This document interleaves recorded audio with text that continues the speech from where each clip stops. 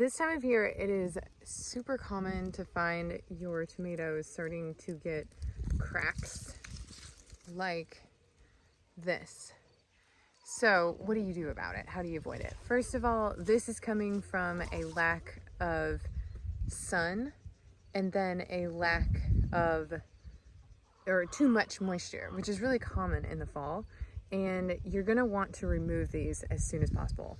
They may or may not ripen, that is up to you. You can pull them at the green state and use them and roast them for like a tomatillo salsa.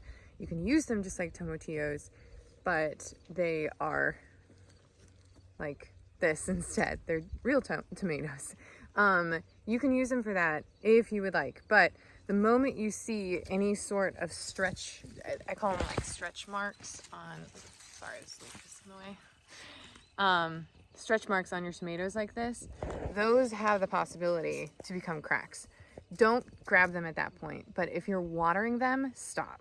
Don't water them anymore, just let the rain do it. Also, your tomato plants at this point don't need any more water.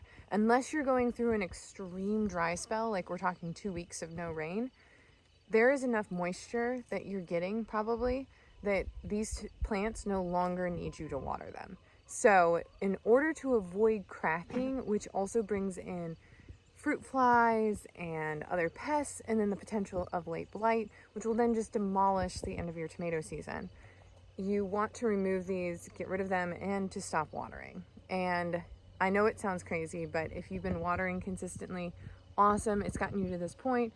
But those tomatoes have super deep root systems. Like we're talking almost a foot deep.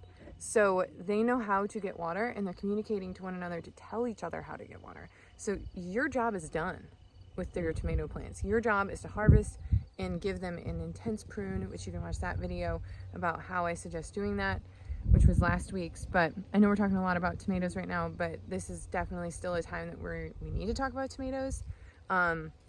You also will want to take and tell your indeterminates to stop, which means that you're taking off every single sprout or anything that is at the end of the plant, because you want to tell your plant right now, as I said last week, you want to tell them to focus on ripening your fruit, and you want to expose as much of the fruit to the sunlight as possible. So if you're seeing things like this, either cook them up really quick and use them, or compost them, or feed them to your chickens, or your toddler.